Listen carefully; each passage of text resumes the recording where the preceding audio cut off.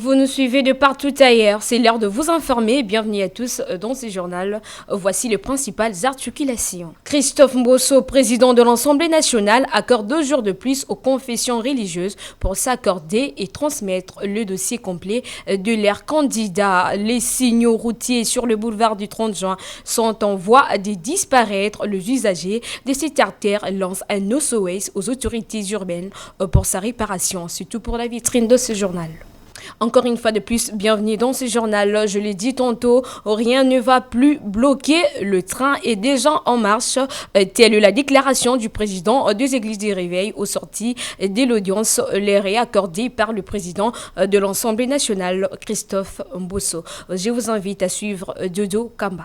Pas encore un rendez-vous pris, mais on est resté ouvert, comme on l'a dit. Mais je crois que c'est très tôt de dire qu'on ne va pas se voir ou on doit se voir. Je vous laisserai plutôt la largesse d'observer et de voir si on arrivera à nous mettre ensemble pour cette raison ou pas. On peut ne pas se mettre ensemble pour cette raison, mais pour le reste des choses, on est ensemble et on restera ensemble.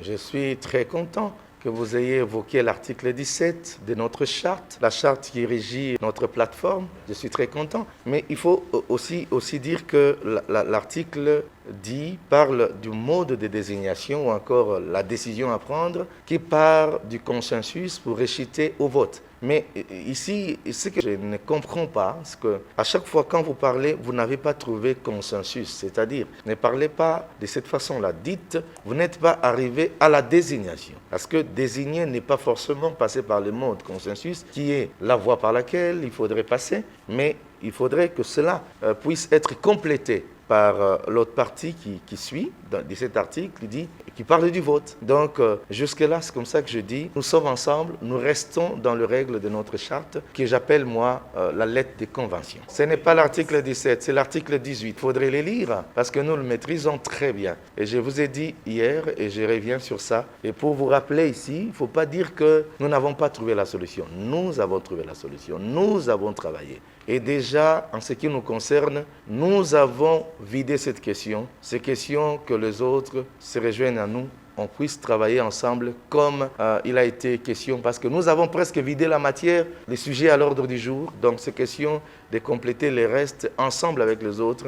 C'est ça. Donc, on ne recule pas. On a déjà terminé cette question, mais on est en train de regarder sur une direction qui nous permettra de nous mettre ensemble pour le reste du chemin à faire. En grosso modo, nous sommes ensemble. Nous avons fini le travail. Il ne reste plus qu'à trouver les voies qui consolident l'unité dans notre plateforme et on travaille dedans et nous encourageons plutôt l'approche du président de l'Assemblée qui milite pour l'amour, l'unité. Ce sont des choses que nous prêchons et je pense que ça ne nous échappe pas. C'est juste question de rappel. On est ensemble et on ne va pas reculer. En marge de la journée internationale de la femme africaine, les femmes de l'Est, à travers leur coordonnatrice, demandent au chef de l'État, Félix Antoine Tshisekedi, de s'impliquer personnellement pour que la paix revienne dans la partie Est du pays. Suivez. Régina Tawigena, directrice de l'organisation Sycomore Afrique.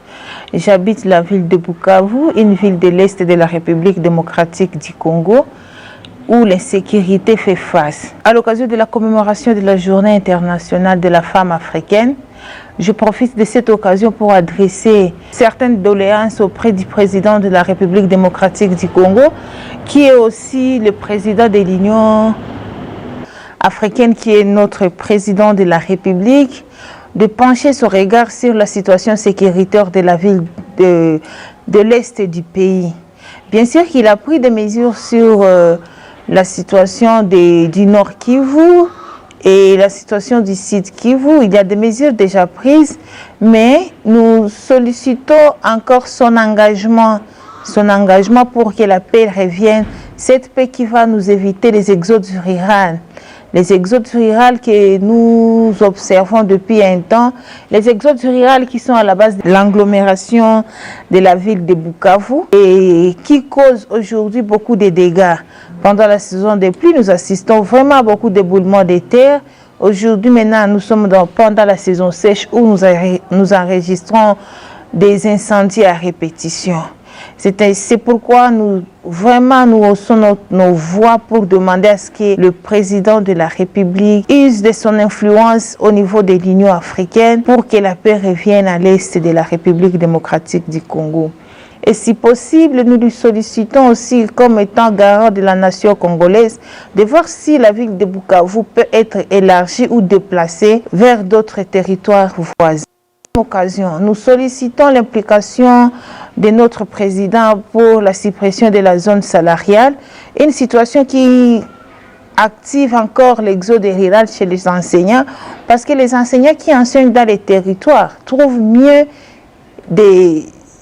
se retrouver dans de grandes villes pour bénéficier de cette zone salariale plus considérable. Nous en profitons aussi pour demander au chef de l'État de favoriser l'accès au crédit à la femme congolaise, parce que depuis un temps, vous comme nous, en train d'observer que c'est la femme qui prend en charge les familles. Et il faut à ce que la femme ait vraiment l'accès à des petits crédits. Nous nous organisons à la mesure du possible pour voir comment nous femmes, nous pouvons subvenir à des besoins de nos familles, mais aussi l'implication de notre État ferait à ce que nous soyons plus fortes et plus importantes.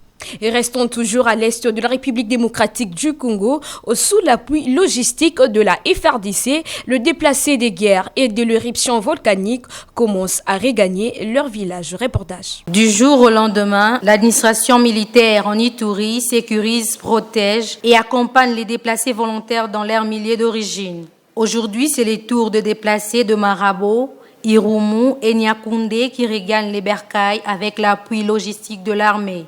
Avec les actions que les éléments de la FRDC sont en train de mener, il y a la sécurité qui est rétablie et la paix qui est aussi rétablie. La distance qui sépare Bunia et Marabo, aussi Niakoundé, s'est déplacée et aussi leur leader avait sollicité et plaidé auprès de l'autorité provinciale pour que l'autorité mette à leur disposition s'il y a moyen de véhicules pour retourner, se déplacer, qui exprimerait cette volonté-là de retourner. Et voilà, c'est ce qui est concrétisé aujourd'hui. Le gouvernement est là et il a mis à leur disposition des véhicules qui pourraient les retourner chez eux d'où ils étaient venus. Pour cette deuxième phase, le go a été donné par l'administrateur militaire d'Irumu, le colonel Siron Simba. L'une des déplacées trouvée sur place exprime ici sa joie. Je me réjouis pour cette initiative de nous faire retourner dans nos milieux respectifs, car c'est là que nous vivons au quotidien. Merci aux FRDC qui ont mis à notre disposition ce véhicule pour rentrer gratuitement.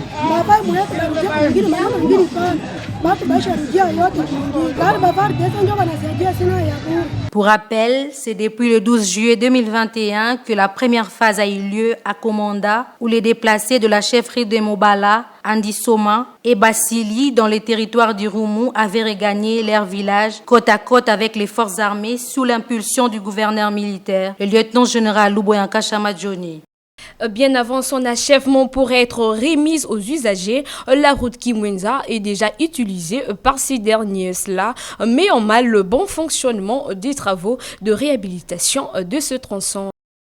Les signaux routiers sur le boulevard du 30 juin sont en voie de disparaître. C'est le cas avec le fait de signalisation placé il y a quelques années qui ne signale plus rien. Les usagers de cette artère qui éprouvent d'énormes difficultés pour la circulation invitent les autorités urbaines à la réparation. Les constats est d'Émile Kassanga et Giresley. Suivez. Cela fait plusieurs mois que le feu de signalisation sont éteints au boulevard du 30 juin en plein centre-ville sous l'impuissance des autorités urbaines. Circuler sur cette grande artère devient un casse-tête du fait que les agents de roulage qui ont remplacé les feux de signalisation ne sont pas constants. Pour les usagers, les feux de signalisation doivent être réhabilités et devenir opérationnels.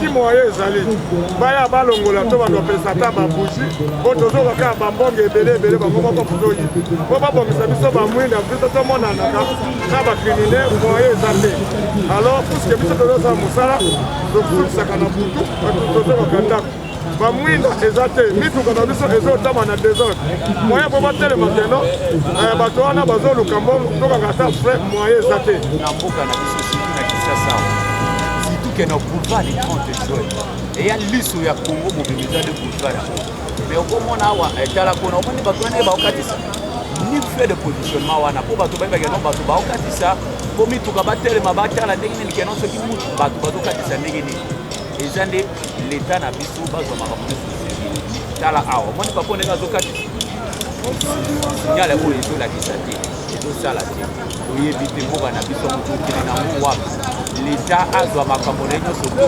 acharge ayeba ndenge akobongisa babiloko oyo nyonso eza ya facile bango azoyeba moni kaka moto na vila bakangi me makambo ya bango kosala ya bien yango bavie oyo nyonso to ekufa depuis 2020 2021 une année déjà yango ezosala te bato bazokatisaka ndenge wana bulu yeke kaka awa okomona moto azokatisa mutuka moni te bato baokatisa fe eza te akuti bato eza mpe faute ya bachauffeur te soki makambo wana biloko wana ezopela chauffeur amusika komona te